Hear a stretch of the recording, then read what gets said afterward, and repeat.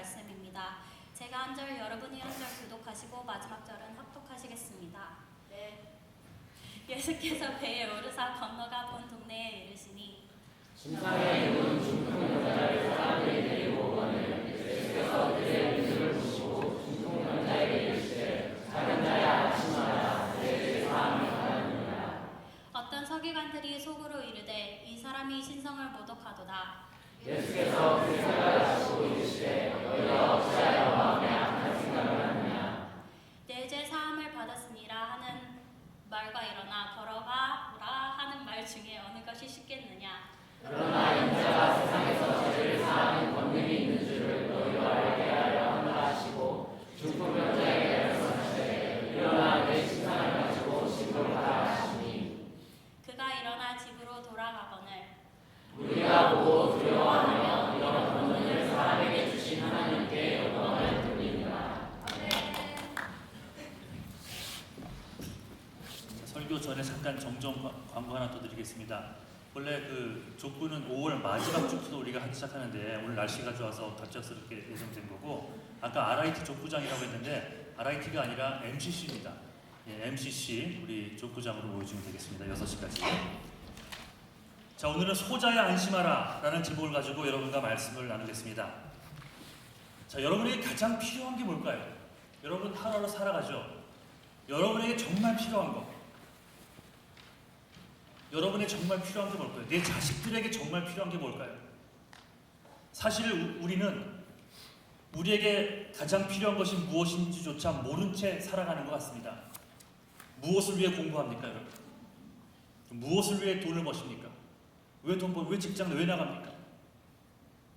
정확하게 이유를 모른 채 그냥 공부합니다. 이 딱 맞는 답 아니에요? 그냥 공부해요. 그냥 돈을 법니다. 그냥 오늘 눈 떴으니까 하루 살아가는 거예요. 해왔던 것들이 있으니까 그냥 하는 겁니다. 그런데 그 이유를 가장 정확히 아시는 분이 있습니다. 예수 그리스도십니다. 그분 외에는 우리의 삶의 목적을 가장 정확히 알고 계신 분은 없어요. 그래서 오늘 본문에 나오는 예수님 이야기를 통해 여러분에게, 우리에게 가장 필요한 것이 무엇일까? 이 사실을 분명히 발견하는 시간이 되기를 간절히 축원합니다. 자, 본문을 먼저 정리해 볼게요. 믿음 좋은 친구들이 중풍에 걸린 친구를 예수님께 데리고 나왔던 이야기 여러분 아시죠? 이 이야기가 기억이 안 난다 한다면 여러분 정말 성경을 모르는 사람들입니다. 예, 여러분 성경 읽어야 됩니다. 성경은 묵상도 해야 되지만 깊이 있게 적용을 찾아내기 위해서 성경을 계속 읽는 것도 너무 필요합니다. 자, 오늘 본문과 연관이 있는 거죠. 오늘 본문에는 중풍병자를 데리고 나온 믿음 좋은 친구들 이야기는 없지만 동일 본문인 이 마가복음에 보면 2장에 보면 그 장면이 정확하게 나옵니다. 거기에 보면 중풍병자를 예수님 있는 곳까지 데려오긴 했지만 사람들이 너무 많아서 들어갈 수가 없었던 거예요. 그래서 방법을 고안해냈습니다. 친구들은 감히 지붕 위로 올라가 그 지붕을 뚫었어요. 지붕을 뚫고 친구를 내려 예수님 발 앞에 오셔드립니다. 오늘 본문이 바로 그 이야기예요. 믿음 좋은 친구들을 둔 이 중풍병자 역시 믿음이 없었던 사람은 아닙니다. 그러니까 오늘은 이 중풍병자의 입장에 한번 여러분 대보십시오. 여러분이 지금부터 이 중풍병자가 되어보는 겁니다. 자, 한번 묵상을 해봤습니다. 주일, 그때는 안식일이었죠. 안식일을 지키고 11조를 드리고 열심히 하나님을 위해 살던 자가 있었습니다. 여러분 얘기하는 겁니다. 중풍병자가 돼. 고아와 과부를 돌보는 것이 하나님을 경외하는 것임을 알았기 때문에 그러한 구제의 손길도 인색하지 않았고 열심을 내면서 남을 도왔습니다. 더욱이 그 주변에는 신실했던 믿음 좋은 친구들이 많아서 어려움에 처하는 경우가 있어도 하나님에 대한 신앙을 잃지 않도록 서로 막 이끌어줬어요. 그러다 어느 날 몸에 이상이 생겼습니다. 아파봤던 분들은 혹시 아실지 모르겠어요. 몸에 이상이 생기는 거예요. 시름시름 앓다가 도저히 안 되겠어서 의사를 찾아갔더니 진단이 나왔습니다. 중풍이라는 겁니다. 중풍. 이 사람은 절망했죠. 당시 유대인은 생각하기를 이 병은 모두 하나님 앞에서 죄를 지은 그 죄악 때문에 온다고 생각했습니다. 물론 성경에 의하면 악한 것들이 주는 것도 있고 여러 가지 이유가 있지만 당시 유대인들은 무조건 병이 왔다. 이것은 인간의 죄야. 내 죄 때문에 당하는 거야. 이런 사고가 있었어요. 특별히 고칠 수 없는 중환병에 걸렸을 때에는 그 사람이 뭔가 하나님 앞에 큰 죄를 범했기 때문이라고 생각했습니다. 중풍에 걸린 몸도 괴로웠지만 이 병이 자신의 어떤 죄악 때문에 왔다고 생각하니까 마음이 더더욱 괴로웠어요. 뭘까? 뭘 하나님을 마음 아프게 했을까? 뭐 때문에 내가 이런 고통을 당해야 되는 걸까? 하지만 동시에 그가 평생 믿어왔던 교리가 하나 더 있습니다. 그것은 유대인이면 누구나 그렇게 생각하는 진리입니다. 우리도 마찬가지겠죠. 이스라엘에게 있어서 구약의 하나님, 그 하나님은 용서의 하나님이라는 사실이에요. 자, 이사야서 43장 읽겠습니다. 시작. 너의 허물을 도말하는 자니 내 죄를 기억치 아니하리라. 그들이 회개하면 곧장 용서해 주시는 하나님이십니다. 이 중풍병자도 용서의 하나님을 믿었습니다. 그리고 회개했습니다. 하나님이 원치 않았던 모든 일들을 차마 가족과도 나눌 수 없는 그 더러운 치부까지 고백하며 하나님 앞에 회개했습니다. 그런데 이 중풍은 없어지지 않았어요. 회개는 했는데 이 병은 떠나지 않는 겁니다. 그러던 중에 갈릴리에 어떤 선지자가 나타났다는 소문을 듣게 됩니다. 병든 자를 고치고 풍랑까지도 잠잠케 하고 귀신까지 내어쫓는 분에 대한 소문이었어요. 다행히도 그에게는 누가 있었어요? 믿음 좋은 친구들이 있었는데 이 친구들이 예수님의 소문을 먼저 듣고는 흥분해서 중풍 걸린 친구에게 달려왔습니다. 그리고 나사렛 예수에 대한 이야기를 해줍니다. 그러자 이 중풍병자 마음이 요동치기 시작하는 거예요. 흥분되기 시작했습니다. 그래, 그런 분이 계셔? 그런 분이라면 내 이 질병도 고칠 수 있을 거야. 그런 믿음이 생겼습니다. 그러나 주저했어요. 이전엔 몰랐어요. 아프기 전까지는 몰랐지만 병상에 누워만 있으면서 기도하던 중에 깨닫게 된 그런 죄악들, 그런 죄악들을 알고 있었기 때문에 차마 입 밖에 낼 수 없는 그런 죄악들을 저지르고 살아왔던 그가 감히 하나님의 아들이라고 하는 예수 그리스도 앞에 나갈 수가 없었습니다. 머리로만 용서하시는 하나님을 믿었지 여기서 못 믿었던 거예요. 회개했음에도 불구하고 그의 마음속에는 심한 죄책감이 떠나지 않았을 겁니다. 사실입니다. 심한 죄책감이 실상은 용서의 교리를 믿지 못하게 하는 것 아십니까? 회개는 했으나 그리고 하나님도 그 죄를 용서하셨다는 믿음을 가지고 있었지만 마음 한구석에 넌 죄인이야. 어떻게 그런 죄를 저지르고 용서를 요구할 수 있지?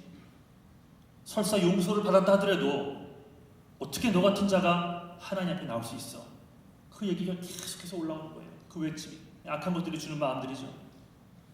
여러분 아십니까? 이런 죄의식이 남아있으면 하나님 앞에서 기쁨으로 예배드리는 것이 불가능해집니다. 헌신하는 것이 기쁘기 때문에 하는 거 아니에요? 몸이 힘들고 뭔가 희생하지만 기쁨이 있기 때문에 하는 건데 그런 기쁨이 다 사라지고 맙니다. 하지만 다행히 그는 믿음의 친구들이 있다고 했습니다. 본문에도 예수님은 중풍병자의 믿음을 본 것이 아니라 그를 침상에 눕혀 데려온 친구들의 믿음을 보았다라고 기록합니다. 죄책감에 빠져 있던 믿음 없던, 그러니까 하나님에 대한 믿음이 있었지만 나의 죄까지도 하면서 그걸 못 믿었던, 죄책감에 빠져 있던 믿음 없던 이 중풍병자가 아닌 믿음을 가지고 병든 친구를 데리고 나온 친구들의 믿음을 본 것입니다. 자, 마태복음 9장 2절 시작.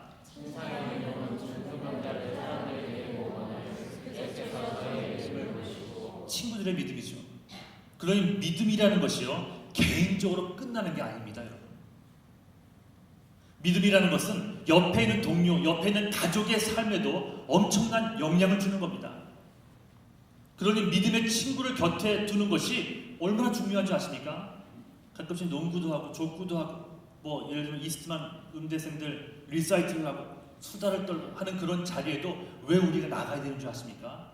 꼭 포멀한 자리가 아니라도 왜 인포멀한 그런 모임에 가야 되는 줄 아십니까? 알게 모르게 말을 통해 그 영향력 분위기를 통해 하나님의 마음, 예수 그리스도의 마음, 말씀을 전해 듣게 되고 그것으로 채워지게 되는 그런 경험을 하기 때문입니다.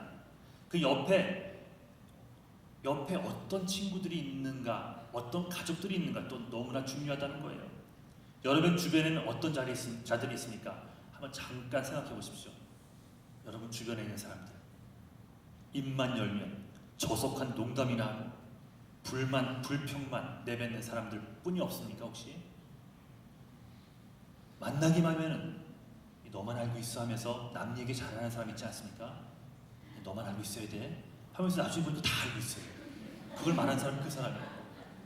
그런 정죄만 하는 사람도 있지 않습니까? 아니면 늘 만나기만 하면 늘 감사가 충만하고 화해와 용서의 언어를 사용하는 자들이 많습니까? 뭔가 누군가 잘못해서 그런 얘기가 나와도 뭔가 그를 감싸주고 뭔가 더 이상 그를 저지하는 그런 분위기가 이루어지지 않고 뭐 그런 경험들 없으십니까? 그 사람하고만 얘기하면 뭔가 회복이 되고 용서가 되고 용납이 되고 이해가 되고. 한번 돌아보십시오. 그래서 여러분 기도할 때마다 믿음의 동력자들, 믿음의 친구들 붙여달라고 기도하는 것이 너무나 중요합니다.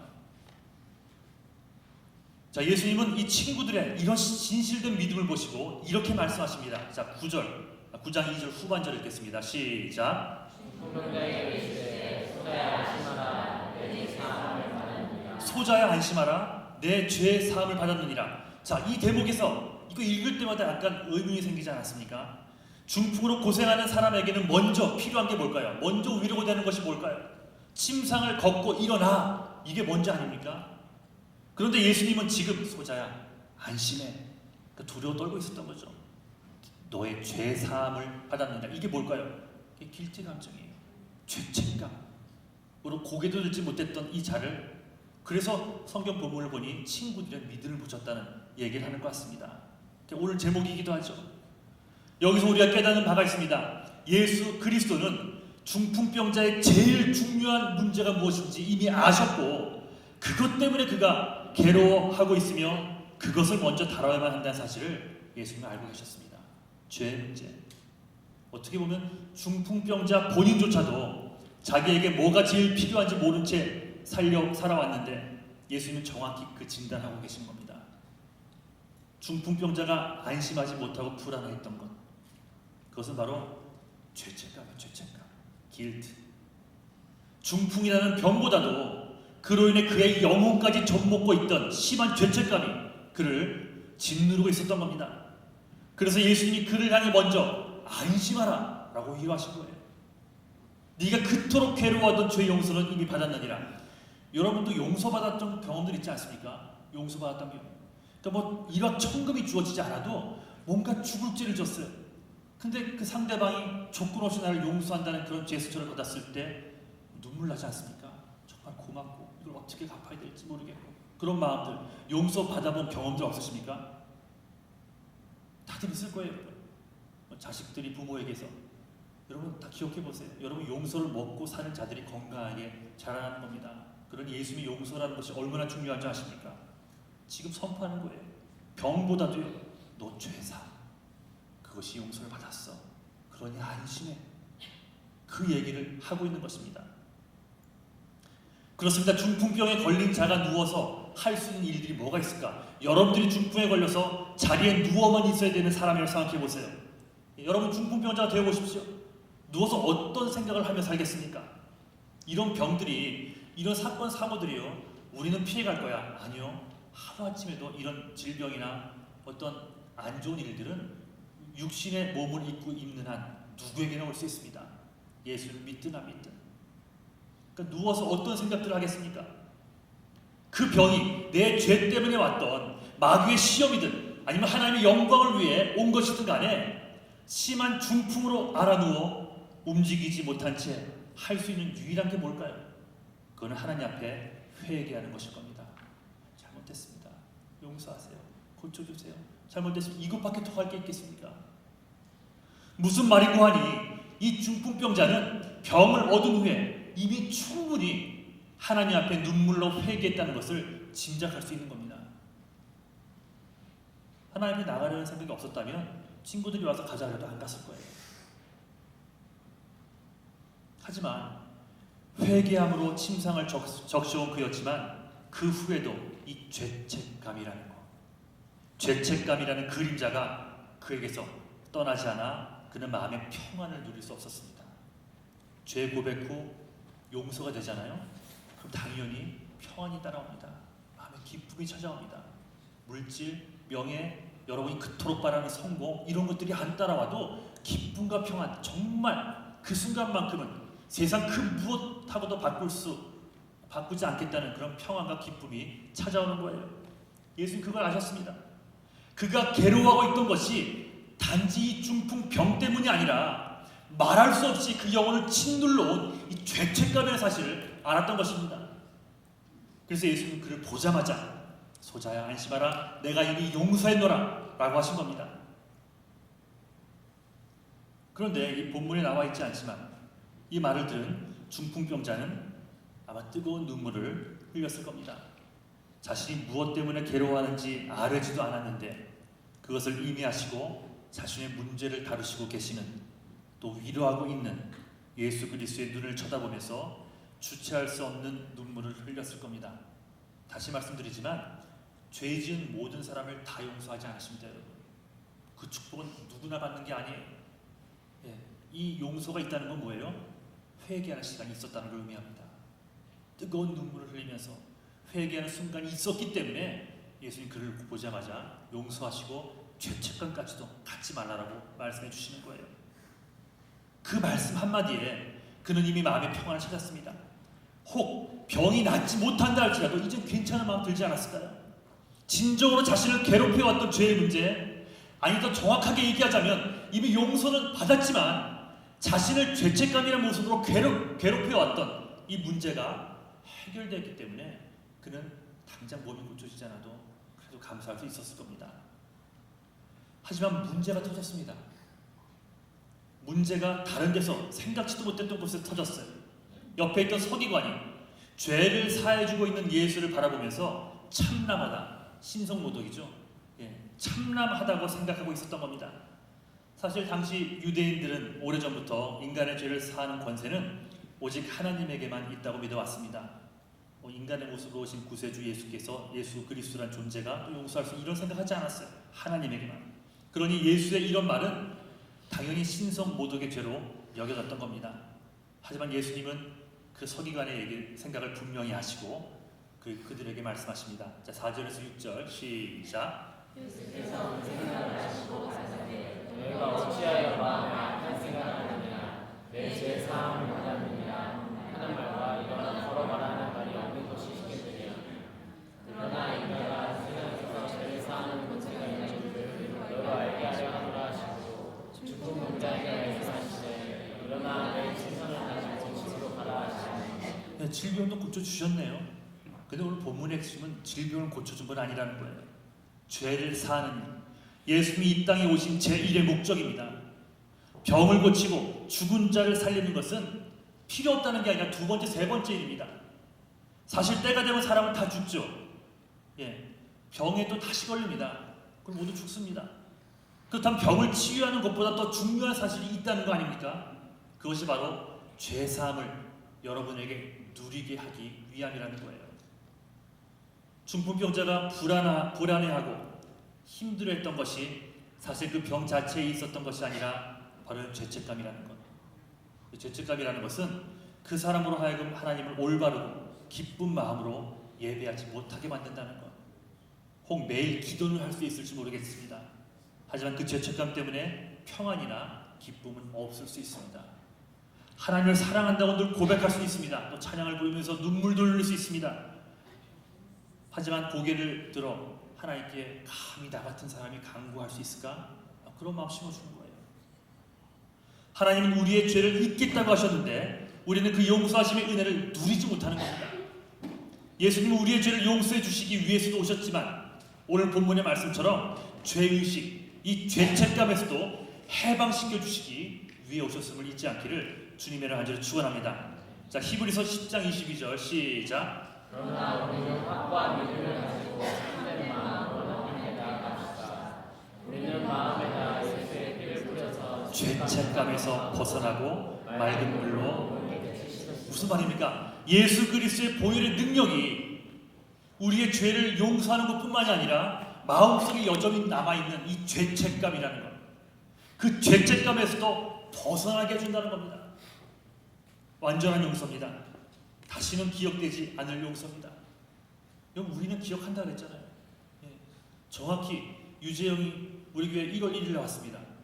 너 1월 31일 날 나한테 실수했던 거 한번 내가 말해볼까? 난 다 일기를 써놓습니다. 유재영이 이렇게 말했다, 속상했다, 뭐 이런 거 다 써놓습니다. 한번 보니까 그 얘기 진짜 있었다는 게 아니라 지금 예를 들면 마음이 좀 뜨끔했지. 우리도 몰랐을 거야. 그런 것들을 기억해요. 사람은 이게 시간이 지나도요, 어떤 일이 탁 터지면 그때 그 잘못했던 것이 기억이 납니다. 용서했어도 저번에 그랬으면 그런 게 기억나는 거예요. 근데 하나님은 완전히 잊겠다고 하십니다. 잊겠다고. 조엘 손해보고 얘기 종종 했죠. 생후 20개월의 교통사고를 전신에 받아 화상을 입어 어린 시절 이 비명과 고통으로 살아간 이 조엘 손해보고 지금 청년이 됐죠. 50차례 수술을요 3살 이전에 했답니다. 50차례 수술. 이게 얼마만큼 해야 됩니까? 악몽과 같은 수술을 해야 하고 흉측한 얼굴 때문에 많은 사람들의 손깍지를 받아야 했고 재수 없어, 밥맛 없어 이런 말들 비난을 받으며 살아있습니다. 그 사고로 인해 조엘의 삶뿐만이 아니라 그의 엄마 아빠의 삶이 완전히 바뀌어버렸어요. 교수를 했던 것도 다 내려놓고 그 아이 중심으로 왜 살려야 됩니까? 그리고 누나와 동생의 삶도요 완전히 정상적인 아이들이 양육받고 케어받는 삶에서는 멀었습니다. 하지만 조엘은 부모의 눈물 어린 헌신과 기도로 다시 살아났고요. 그의 삶을 통해 지금은 수많은 사람들이 도전과 위로를 받게 되었고 지금은 세계를 돌아다니며 하나님의 사랑을 전하는 복음 전도자가 되었습니다. 그런 와중에 사고를 냈던 범인이 1997년에 잡혔습니다. 사고 후 18년 동안을 숨어 살다가 잡혔습니다. 당시 큰 화물차로 톨게이트에 멈춰있던 어떤 차를 박으면서 그 앞에 있던 이 조엘의 차까지도 화염에 휩쓸려 이런 화상을 입게 된 것입니다. 근데 그 이유가 뭔지 아세요, 여러분? 큰 화물차로 사고를 낸 이유가요 내연의 여자에게, 그러니까 그 남자가 자기 아내 말고 다른 여자, 그 여자에게 복수하기 위한 것이었다고 합니다. 그게 어이가 없죠. 톨게이트에서 요금을 치르기 위해 서 있던 조엘의 차는 그냥 어처구니 없는 이 복수의 희생양이 된 겁니다. 18년 적지 않은 눈물과 아픔으로 살아왔던 조엘과 그의 가족들이 드디어 법정에서 그 범인의 얼굴을 보게 됩니다. 어떨까요? 그 마음이. 그 마음이 어떨까? 근데 여러분 무슨 일이 벌어진 줄 아십니까? 가족 모두가 법정 진술을 통해 범인을 용서해 줍니다. 어린 시절 부모의 사랑에서 소외되었던 누나도, 아기의 아픔을 보며 터질 것 같은 그 가슴 부여잡고 살아온 엄마와 아빠도, 전신 화상으로 지금도 정상적인 모습으로 살아가지 못하는 이 조엘도 그 트럭 운전사를 용서합니다. 특히 조엘의 아버지가 그 법정에서 범인에게 이런 얘기를 합니다. 만일 당신이 내게 용서를 구한다면 용서는 하겠지만 평생 잊을 수는 없을 것 같습니다. 그렇죠. 그러나 당신이 예수 그리스도에게 용서를 구한다면 예수님은 용서와 더불어 당신의 죄악을 잊어주실 것입니다. 이 얘기를 합니다. 솔직한 고백이죠. 예수를 믿는 자들이기에 사람들 원수를 용서하는 것은 알지만 혹시 할 수 있다 그래도 잊지 못할 거예요. 그렇다면 이것은 완전한 용서는 될 수가 없습니다. 용서를 한 사람이나 용서를 받은 사람이나 그 죄악에 대해 기억이 납니다. 자유롭지 못한 거예요. 하지만 조엘의 아버지가 예수님을 그에게 소개합니다. 우리는 당신이 무슨 일을 저질렀는지 잊지 못할 것이지만 당신이 만일 우리가 믿는 그 예수 그리스도에게 용서를 구한다면 예수님은 용서와 더불어 그 죄악을 잊어줄 겁니다.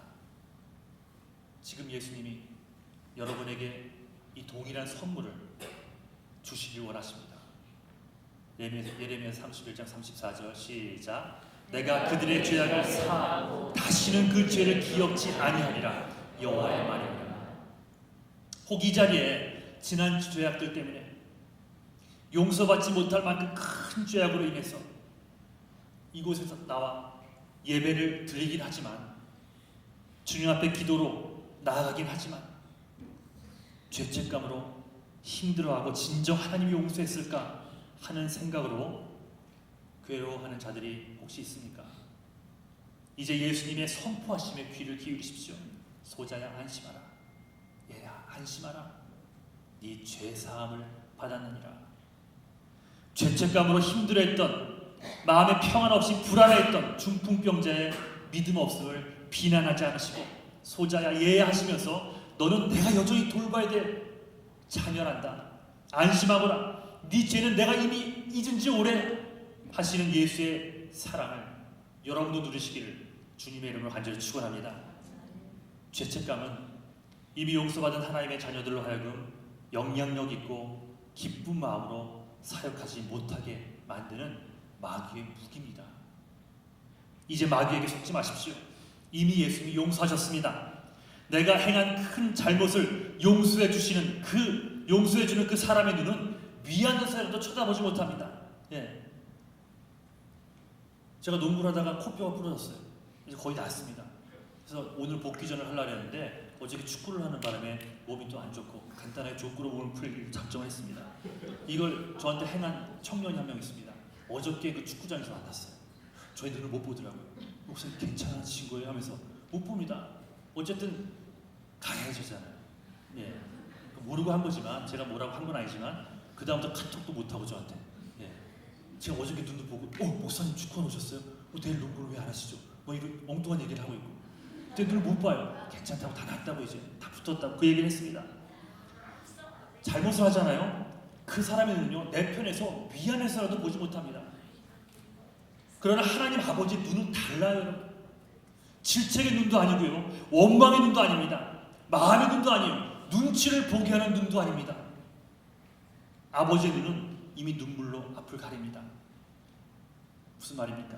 내가 돌이켜 회개했다는 사실, 내가 아버지께로 발걸음을 돌렸다는 사실만으로도 주체할 수 없는 기쁨 때문에 흘리시는 눈물입니다. 거기에는 시시비비를 따짐이 없습니다. 누가 옳고 누가 잘못됐고 이런 따짐이 없어요. 생명까지 내어줄 정도로 사랑한다 하시는 당신은 자녀로서 품에 안으셨을 때 이미 모든 것이 용서된 것입니다.